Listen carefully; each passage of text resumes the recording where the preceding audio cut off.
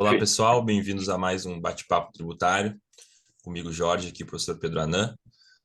Nesse vídeo aqui, a gente vai falar sobre um tema bem legal, voltar um pouco na questão de planejamento tributário, mas especificamente quanto às incorporações de ações. O professor Pedro Anan vai explicar para nós o que é uma incorporação de ação, qual a diferença entre incorporação de ações e a incorporação, né, quais os benefícios dessa operação e como o Judiciário e o CARF têm visto essas operações.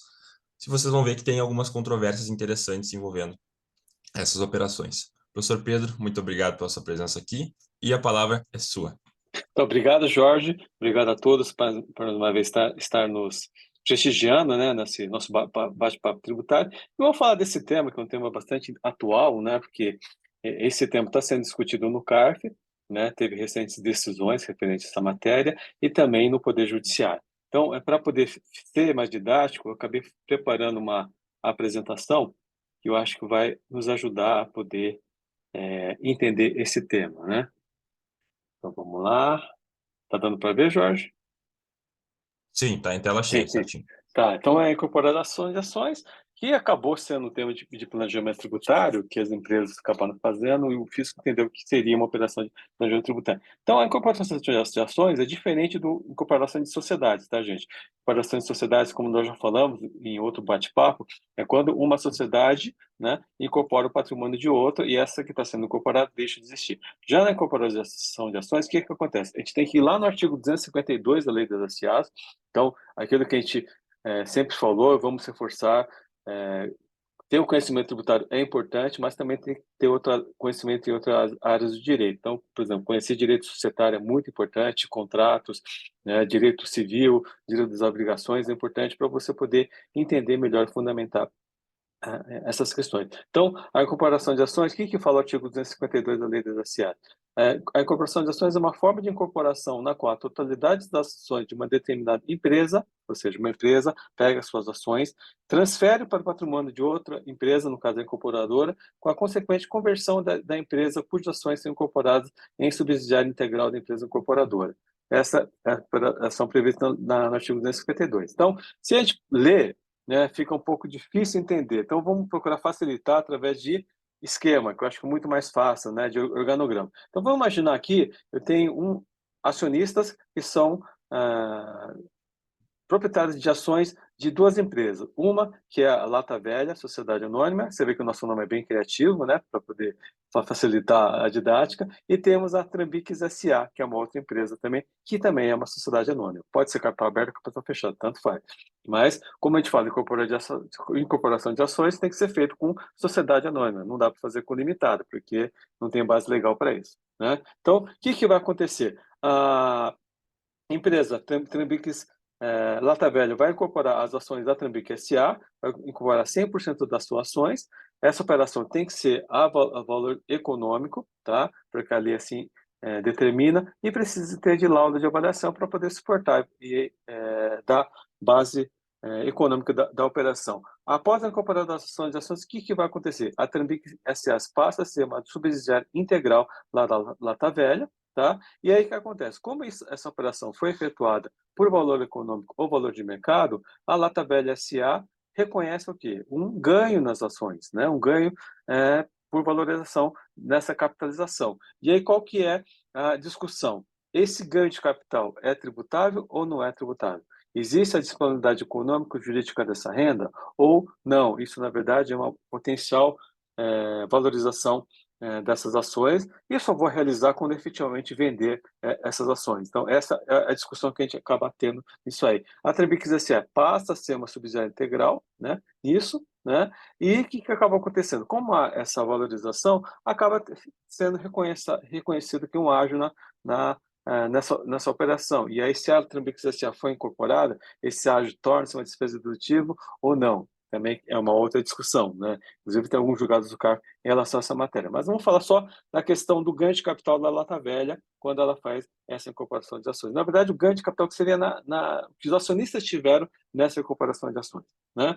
E aí o que acontece? Nós temos argumentos pró-contribuinte e argumentos contra o contribuinte. Então, quais são os argumentos pró-contribuinte? Né? Que a doutrina entende, que os advogados defendem, tem até um livro, né, Jorge, do professor Ricardo Maris de Oliveira, né, um livrão, né, que ele fez Sim, eu tenho aqui sobre incorporação de ações. só sobre o tema. E, assim, esse livro, na verdade, foi um parecer que o professor Ricardo Maria de Oliveira fez para um caso, e aí, como o parecer ficou muito bem fundamentado, ele acabou convertendo nesse livro aí, que acabou virando referência nessa matéria, e todo mundo acaba utilizando para fazer memorial, fazer recurso e fazer até sustentação oral, né? Porque, como a gente sabe, o professor Ricardo Maria de Oliveira é uma das referências do imposto de renda no Brasil, né? Uma lenda viva, né? Eu diria. Então, quais são os argumentos a favor do contribuinte? Né? A favor do contribuinte, há um entendimento que a operação de incorporação de ações constitui uma simples substituição de ações mediante subrogação, assim não ocorrendo fato gerador de incidência do imposto de renda. Então, eu fiz uma mera permuta de ações. Né? Eu troquei as ações que eu tinha por ações de uma nova sociedade, só que, na verdade, houve uma mera permuta, portanto, não há que se falar na do ganho de capital nesse momento, não houve disponibilidade jurídica de renda nesse momento. Né? Embora a operação de incorporação de ações é uma forma de alienação, a gente vai ver alguns doutrinadores, né, defendendo que, como alienação, se alienação é fato gerador do imposto, porque houve a disponibilidade jurídica dessa renda. Né? Então, a alienação não implicaria ganhos tributáveis e disponíveis para o acionista, porque eu tenho ganho, mas esse ganho não vai estar disponível para mim agora nesse momento. Vai ter quando? Quando eu efetivamente fizer a venda dessas ações, quando eu fizer a realização desse ganho. Né? Pois não haveria fluxo financeiro ou renda realizada disponível, mas apenas recebimento de ações da empresa incorporadora em troca das ações incorporadas, como se fosse uma permuta de ações aí, uma permuta de bens aí nesse caso. Então, esses seriam os argumentos que se usa nessa operação, ou seja, eu não estou me negando a pagar o imposto, mas eu vou pagar o imposto quando? Quando efetivamente tiver a disponibilidade jurídica dessa renda. E vai ocorrer quando? Quando eu fizer a venda dessas ações, que vai ocorrer lá na frente. Eu fiz essa operação para quê? Para o fim de reestruturação societária. Que antes, o que eu tinha? Né? Vamos ver lá o nosso esqueminha. As duas empresas, uma do lado da outra, e com essa operação eu transformo uma delas em subsidiária integral para fim de gestão, controle societário, operacional, para mim seria mais viável. E aí, o que nós temos de argumentos contra o contribuinte, né, que são os argumentos que a Fazenda utiliza, inclusive alguns doutrinadores entendem dessa maneira. A configuração da alienação, na hipótese de incorporação de ações, pois o que definia o conceito de alienação para fim de IR seria a mudança de titularidade, independente da forma adotada que ocorreria na incorporação de ações. Então, ok, existe uma mudança de titularidade, isso a gente não vai negar, tá? Mas existe a disponibilidade jurídica da renda, né, ou econômica dessa renda? Esse é que é o grande ponto desse caso, dessa operação. Né? E outro argumento que o pessoal contra utiliza. Existe a titularidade na hipótese de alienação de ações em que face das condições contratuais suspensivas, pois o negócio da incorporação de ações se concretiza com a emissão de entregue dos acionistas das novas ações emitidas pela incorporadora, além do fato do acionista dispor do bem oferecendo em garantia e pressupõe que o bem ingressou plenamente no seu patrimônio e na sua esfera de disponibilidade jurídica. Ou seja, é um bem que eu tenho plena propriedade de dispor, usar e gozar dessa propriedade. Portanto, né, eu teria a disponibilidade jurídica dessa renda. Então, esse é um argumento que não é fraco, né, Jorge? Podemos dizer que não, né? Mas é um argumento que se utiliza e tem sido levado em consideração principalmente nos julgamentos que tem tido no CARF, né, em relação a isso. Então, nós temos esses dois argumentos. O primeiro argumento, o fato gerador do imposto, na disponibilidade jurídica dessa renda, porque é uma mera subrogação, uma mera permuta de ações. Já segundo argumento, há transferência de propriedade, há transferência de titularidade, portanto, há disponibilidade econômica e jurídica dessa renda. Então, esses seriam os argumentos. É sempre bom a gente pesar o que é a favor e o que é contra. E qual que é o nosso objetivo, né, Jorge? Não é ser o dono da verdade. Eu acho que quem está nos assistindo vai analisar esses argumentos e vai chegar na sua conclusão, que eu acho que você tem que pensar, não tem que acreditar naquilo que a gente fala. Você tem que estudar o assunto e chegar na sua conclusão. Estudar, né, pegar o livro do professor Ricardo Maria de Oliveira, digerir esse livro para poder chegar na sua conclusão. Assim como pegar os acordos do CARF, do Poder Judiciário, para chegar à matéria. E o que a gente tem hoje no CARF em relação a esse caso? Eu trouxe dois acordos recentes, né? Então, você tem o primeiro acordo, que foi julgado recentemente, em outubro de 2021, né? Então, foi julgado na primeira turma da Câmara Superior de Recursos Fiscais. Então, é aquela turma que julga imposto de renda, pessoa jurídica, contribuição social sobre o lucro. E, neste caso, por maioria de votos, no caso 6 votos a 2, entendeu-se que haveria a tributação do ganho de capital. Então, o que fala a ementa do acordo? Na incorporação de ações, ocorre o ganho de capital sujeito à incidência do imposto de renda consistente na diferença entre o valor das ações da empresa incorporada, pertencentes ao contribuinte, e o valor das ações emitidas pela incorporadora, entregues ao contribuinte, em substituições às ações da empresa incorporadora de sua propriedade. Então, este acordo, né, que é de outubro de 2021, é o último julgamento da primeira turma da Câmara Superior referente a essa matéria e é no sentido desfavorável. Hoje, com a tal composição, pode ser que mude? Pode ser que mude, porque nós temos outros conselheiros, temos um novo presidente, né, da Câmara Superior, pode ser que mude. Não chegou nenhum caso para a gente saber como é que seria o julgamento nessa nova composição. E nós tivemos, em janeiro de 2022, você vê, próximo, né? Outubro, um caso de 2021, outro janeiro de 2022, né? Que foi da segunda turma da Câmara Superior de Recursos Fiscais, que julga casos de pessoa física, ITR, e multas isoladas, né, no caso, que entendeu, e previdenciário, entendeu que não ocorreria o ganho de capital. Então, o que fala a ementa do acordo? A operação de incorporação de ações pode representar um ganho patrimonial ao contribuinte, entretanto, observadas as normas que regem a matéria, o fato gerador do imposto de renda de pessoa física. Somente será apurado a partir do momento em que ocorrer a disponibilidade financeira do rendimento, sob pena de se tributar mera produção de ganho, violando o princípio da capacidade contributiva. Então, eu costumo muito usar o seguinte exemplo, né? Acho que na pandemia ficou muito forte, né, Jorge? Vamos imaginar que a empresa fez essa incorporação de ações antes da pandemia, que era uma outra realidade econômica, ela tinha um mercado, né? Ela tinha lojas, ela tinha várias receitas, e fez com base num valor econômico naquela data. Ocorreu a pandemia, março de 2020, né? Aí o que aconteceu? A empresa perdeu o valor, a empresa foi perdendo. Então, seria justo ela pagar o imposto lá atrás? Né? Sendo que se ela fizesse a venda, por exemplo, em outubro de 2020, né? no meio da pandemia, ela nem ia conseguir vender o valor das ações naquele valor que ela fez a operação lá. Então, isso seria o quê? Um argumento para poder justificar, então, que não haveria a tributação do ganho de capital nessas operações. Mas é um argumento, né, que tem que ser levado em consideração e tem gente que não concorda, porque naquela linha, né, houve alienação, houve transferência de propriedade, portanto, houve disciplinaridade jurídica dessa renda. E aí, esses são os dois acordos que são os mais recentes do CARF.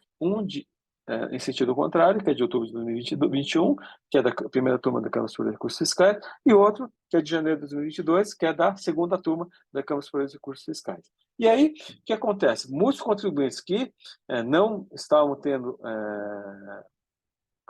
decisões favoráveis no CARF foram buscar o socorro no Poder Judiciário. E no Poder Judiciário, o que acontece? Felizmente, me parece que a situação um pouco mais positiva. Então, eu trouxe esses dois casos aqui, dois processos judiciais, de casos que foram julgados no CARF e que conseguiram reverter na esfera judicial. Então, tem esse primeiro processo, né, que a Justiça Federal proferiu sentença em 29 de setembro de 2020, cancelando o débito que havia sido confirmado pelo CARF, ou seja, é um acordo que tinha sido negado pelo contribuinte no CARF, e eles foram discutindo na esfera judicial. Em resumo, a sentença está fundamentada no entendimento de que a operação de incorporação de ações não haveria qualquer forma de alienação de investimento, pois não haveria extinção da sociedade ou sucessão de seus direitos e obrigações. A operação depende da vontade individual dos acionistas, né? E realmente, você tem lá uma assembleia que vai aprovar essa operação, que pode ser de quórum simples, aprova essa operação e tem gente que pode não concordar, mas se ele for vencido, acaba não aprovando a operação, portanto, ele não poderia ser penalizado por isso. Então, tem esse primeiro caso, e tem esse outro caso também, né, que foi de 6 de julho de 2020, né, que eles conseguiram uma liminar que suspendeu a atividade do débito também confirmado pelo CARF. Ou seja, outro caso que havia uma decisão desfavorável no CARF. E pediu que a União excluísse do PERT, né, aquele programa de parcelamento especial que a Receita acabou trazendo, né? Porque se eles tivessem que pagar esse débito, eles teriam que ser excluídos do PERT, porque o valor era muito grande, acho que era quase 100 milhões, né? A decisão foi no sentido de que a recuperação das ações seria um instituto jurídico próprio do direito societário que envolve uma simples substituição de ações, mediante subrogação, como se fosse uma permuta, o que não poderia ser confundido com alienação, né? Então, essa seria, né, Jorge, assim, em linhas gerais, o panorama dessa discussão. Então, é uma operação de reestruturação societária, na qual eu capitalizo ações numa outra sociedade, essa sociedade passa a ser uma subsidiária integral minha. Como eu tenho que fazer isso? A valor econômico, ao valor de mercado, a o reconhecimento de uma valorização dessas ações, eu recebo essas ações em substituições das ações que eu tinha, eu como acionista, né, que eu como acionista deixo de ser acionista, por exemplo, da Trambiques S.A. e passo a ser acionista do lado do Lata Velha, mas com um valor um pouquinho maior, né, e por força disso, o fisco entende que haveria um ganho de capital tributável, porque entende que houve fato gerador do imposto, e por outro lado, né, quem defende que não, porque é uma mera subrogação, é como se fosse uma permuta, então eu vou ter o potencial ganho, e esse ganho só vai ocorrer quando? Quando efetivamente fizer a alienação dessas ações. É interessante, eu tinha visto acho que foi uma live sobre isso, porque o entendimento seria diferente para quando tivesse um caso do acionista da pessoa, da empresa que teve as ações incorporadas, ser pessoa jurídica. Porque na pessoa física eu tenho regime de caixa, na pessoa jurídica eu tenho regime de competência. Mas mesmo assim, se a gente for ver, não teria. A questão é ver se tem disponibilidade jurídica ou não, né? Ou Sim, econômica. sim, O que muitos entendem que não tem nenhum dos casos, né? Tanto pessoa sim, jurídica como sim, pessoa física. Na pessoa física tem esse reforço de ter que ser regime de caixa, então sim, tá sim, mais distante, né? sim, sim, Mas sim, esse é um ponto interessante. Outro ponto que agora me surgiu também na cabeça, quando eu li ali a primeira decisão judicial, é que eles colocam a vontade como algo relevante, né? A gente sabe. Mas, enfim, na verdade, para praticar o fato gerador, a gente não depende isso, depende da sim, vontade, né, do contribuinte. Claro que sim. ali eles consideraram como relevante, mas essa é uma questão interessante também, É, da questão porque da prática do fato gerador, né? isso, porque é aquela coisa, né, Jorge? Se a gente falar, analisar um ponto só, a questão de transferência da propriedade, que é o caso da alienação, né? O caso de uma alienação de ações, qualquer alienação que você ocorre. Então, ok, há uma transferência de propriedade, mas isso bastaria, né? Eu tenho que ir um pouco mais a Sim. fundo, né? Ocorre a disponibilidade jurídica dessa renda? Ok, vamos falar, mas a ação está disponível, eu posso utilizar como garantia, mas você não negociou, você não alienou, você não vendeu essas ações, né? Eu acho que esse é o ponto, né? Então, não estou me negando a pagar o tributo. Não estou me negando a dizer que vai ter ganho de capital, mas vai ter ganho de capital quando? Quando efetivamente eu É, fizer a alienação. Mas por que que acontece? Eu fiz uma mera transferência, uma mera permuta, né? Que é uma alocação contábil, e só que as ações continuam na minha propriedade. Elas só vão transferir quando? Quando efetivamente fizer a alienação perante terceiros. Né? Eu acho que nesse momento, aí sim teria a tributação desse ganho de capital. Mas assim, é sim, discutível. Essa discussão aí é, está longe de terminar, né? Tem muita, seria um ganho muita, muita. potencial, é o que Sim, dá a entender. Mas tem gente que entende, né, que seria alienação, enfim. Então, eu acho que é uma discussão vai muito longe. sim, Tem sim, pouca sim, coisa sim, ainda no judiciário, tem decisões, mais no TRF3, que é o de São Paulo, ainda que pega a região onde essas operações acontecem, né, mas ainda acho que a gente tem uma jurisprudência que é relativamente pequena nesse assunto, sim, sim, né, em sim, comparação a sim, outros sim, assuntos. Mas veremos aí como é que a doutrina também vai se posicionar. Muita gente já se posicionou contra, né? sim, Então, sim, sim, sim, sim. vai ser interessante acompanhar essa discussão, a evolução dessa discussão na jurisprudência e na doutrina. E vale para quem está começando a estudar, para quem vai começar a fazer uma especialização, fazer uma monografia, fazer uma tese de mestrado, até de um doutorado. Esse é um tema aí que tem muita É um coisa tema que dá para interessante. escrever, usar direito comparado, ver como é que outros países fazem essa tributação, se existe, né, esse mecanismo em outros países, né, e trazer aqui para o Brasil. Acho que, assim, para quem é estudioso, esse é um prato cheio para fazer um bom estudo em relação a essa matéria. Realmente. Dá para entrar na questão da realização da renda, né? Esses pontos. Investigar, por exemplo, se tem diferença, como eu falei, para pessoa física, para pessoa jurídica seria diferente. Tem vários pontos que dá para examinar num trabalho como esse. Até talvez nem sei se daria para fazer um TCC, mas talvez uma dissertação de mestrado, algo mais extenso, seria interessante Eu acho bacana, eu acho que seria se interessante. aprofundar nesse tema da incorporação de ações. E aí a Até pessoa deve ter pode alguns fazer, outros trabalhos, né, deve ter, e porque sobre a pessoa isso. pode até fazer uma evolução de como a jurisprudência do CAR vem caminhando, falar dessa mudança, evidentemente, falar qual a diferença do acordo de outubro, qual que é a diferença do acordo de janeiro, aí ver como é que o judiciário tem entendido essa matéria, e junto com a doutrina, né, Jorge? Tem bastante gente de alto calibre aí defendendo também a posição favorável e contra e também desfavorável, né? Eu acho que é o tema que valeria a pena a pessoa realmente se aprofundar. Também acho. E, né, busquem livros aí, como o livro do professor Ricardo Maris. Existem outros livros que tratam desse tema, acho que tem alguns controvérsios de contábeis também que tratam do tema da incorporação de ações. E é isso aí. Se aprofundem no tema, estudem, né? Estudem contabilidade para entender melhor ainda qual é o reflexo dessa operação na contabilidade Sim, e sim. direito societário também. Tem que ser o pacote completo. Tem que ser multitarefa, porque senão não tem jeito. Exatamente. Mas é isso, então, professor. Muito obrigado pela sua apresentação, tá muito boa, muito elucidativa. Espero que o pessoal tenha gostado. Quem tiver dúvidas pode comentar aí no canal do professor, se inscrever também, dar um joinha lá. E a gente fica à disposição aí, a gente vai estar fazendo os vídeos todas as semanas e vamos continuar fazendo. Então é isso, professor. Muito obrigado pela sua presença e até o próximo vídeo. Eu que agradeço, Jorge, e o pessoal também entra em contato através das nossas no Instagram, né, no Estante Tributária e também no meu Contabilidade Advogado 2020. E se quiserem algum tema que a gente aborde também, né, Jorge, pode mandar lá na mensagem, lá no direct para a gente, que a gente está à disposição também. A gente posta também toda semana qual vídeo que a gente vai estar falando. Se quiser fazer um comentário também, fala de tal tema, acho interessante, comente tal decisão. A gente está aberto a sugestões. O objetivo desse nosso bate-papo é esse, é trazer temas bastante interessantes aí que vocês estão interessados. Então, obrigado, gente. Até a próxima.